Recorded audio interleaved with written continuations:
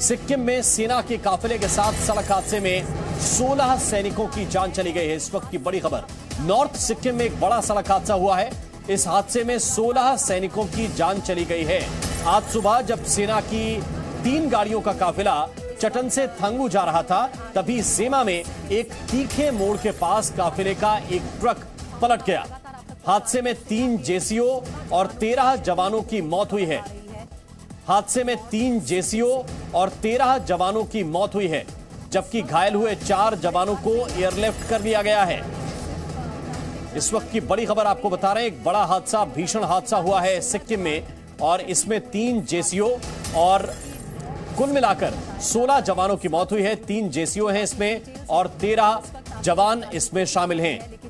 4 जवान इसमें जख्मी भी हुए थे, घायल भी हुए थे, जिन्हें एयरलिफ्ट कर लिया गया है और उन्हें इलाज दिया जा रहा है। लेकिन गाड़ी की हालत जरा देखिए, इस ट्रक की हालत देखिए, और इससे आप अंदाजा लगा सकते हैं कि कितना भीषण ये हादसा हुआ है। बताया जा रहा है कि खाई में ये ट्रक गिर गया है और इस वजह से 3 जेसीओ और 13 जवान शहीद हो गए हैं, उनकी जान चली गई है। सिक्किम में यह हादसा हुआ जिसमें 3 जेसीओ की जान गई है, 13 जवानों की जान गई। नॉर्थ सिक्किम में यह सड़क हादसा हुआ। जानकारी इस वक्त ये मिल रही है कि बहुत ही एक तीखा मोड़ था, शार्प टर्न था, और उस जगह पर असंतुलन की वजह से ये सड़क हादसा हुआ है। 4 जवान घायल थे, जिन्हें एयरलिफ्ट कर लिया गया है। सेना के काफिले के साथ ये बड़ा हादसा किस जगह पर हुआ जरा देखिए आप। जेमा एक क्षेत्र है सिक्किम के अंदर, और यहां पर काफी तीखे टर्न है, तीखे मोड़ हैं, और एक ऐसे ही मोड़ पर जहां ढलान भी थी, तीखा मोड़ भी था, और वहां पर ट्रक से नियंत्रण छूट गया ड्राइवर का, और जिसके बाद यह ट्रक खाई में समा गया, खाई में गिर गया। सेना के काफिले के साथ यह बड़ा हादसा हुआ है। 3 जेसीओ और 13 जवान इसमें शहीद हो गए हैं। नॉर्थ सिक्किम का जेमा इलाका है, और इस क्षेत्र में 3 ट्रक का एक काफिला था सेना का जो जा रहा था, उनमें से एक ट्रक दुर्घटनाग्रस्त हुआ है।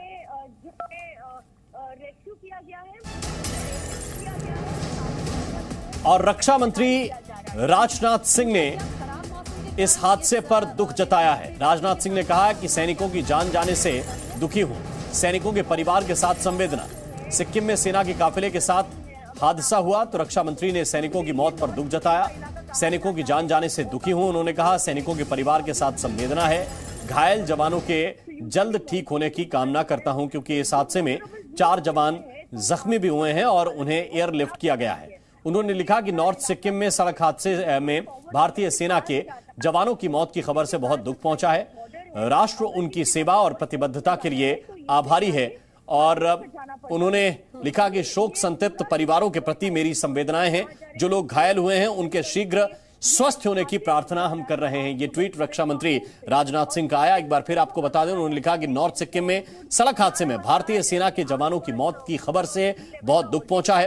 राष्ट्र उनकी सेवा और प्रतिबद्धता के लिए आभारी है।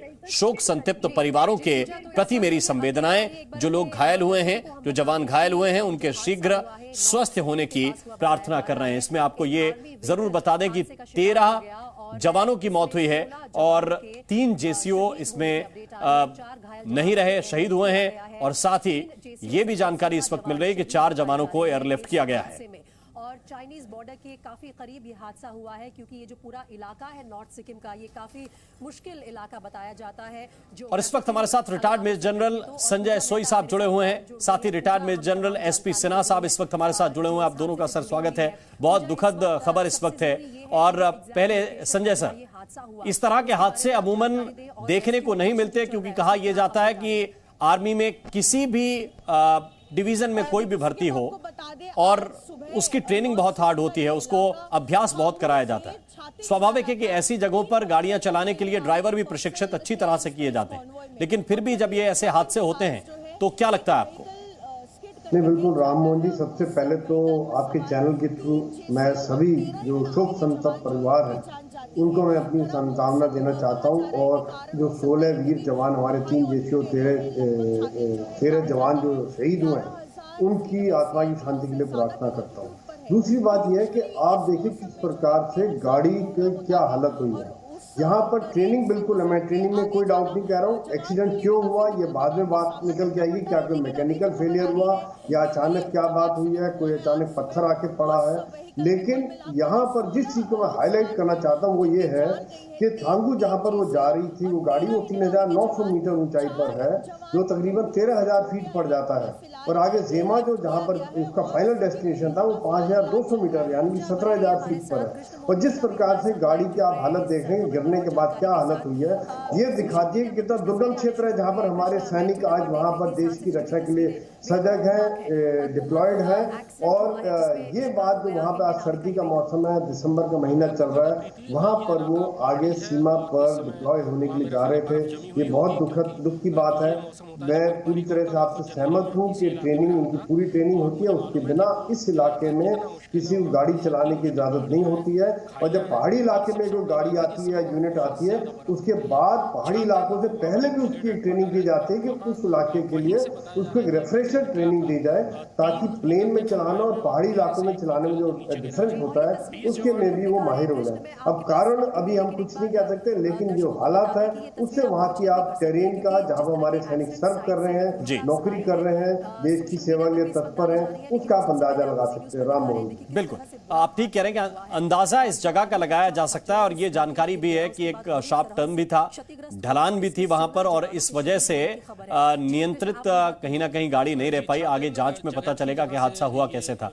लेकिन इस वक्त कृष्ण मोहन मिश्रा भी हमारे साथ जुड़ गए हैं, उनके पास भी चलेंगे। लेकिन एक प्रतिक्रिया मैं चाहता हूं कि मेजर जनरल एसपी सिन्हा साहब कि इस तरह के जब हादसे होते हैं तो कुछ सीखने की भी जरूरत है। किसी वजह से ये दुर्घटना हुई है, एकदम। देखिए, सबसे पहले तो मैं दिवंगत आत्माओं को प्रणाम करता हूं और भगवान से प्रार्थना करता हूं कि इनकी आत्मा को शांति दे। इन जो आत्माएं, दिवंगत आत्माओं के परिवार के दुख की घड़ी में मैं उनके साथ हूं, उनको सांत्वना देता हूं कि वो अपने मनोबल को ऊंचा करे और इस परिस्थिति का सामना करें, क्योंकि महाकाल के सामने कोई कुछ नहीं कर सकता।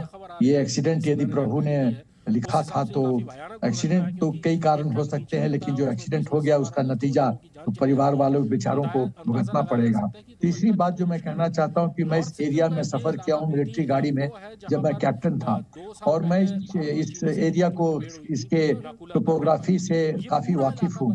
देखिए, ये पहाड़ी इलाका है और पहाड़ी इलाके में जो रोड की चौड़ाई होती है वो उतनी ज्यादा नहीं होती जी, और बहुत शार्प टर्न्स होते हैं।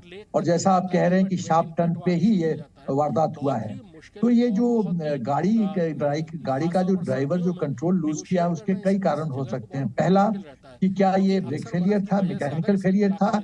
दूसरा कि क्या रोड पे कुछ ऐसा मटेरियल था जो स्लिपरी था, जिस पर टायर गया और स्लिप कर गया और गाड़ी को ड्राइवर कंट्रोल नहीं कर पाया। उसमें कीचड़ हो सकता है, कोई ऐसा लिक्विड हो सकता है, या इंजन ऑयल किसी दूसरे गाड़ी का गिरा हो उस पर स्लिप कर सकता है। मतलब कोई भी वस्तु जो जिस पर टायर का ग्रिप ठीक से जमा नहीं और स्लिप किया और स्लिप करता चला गया।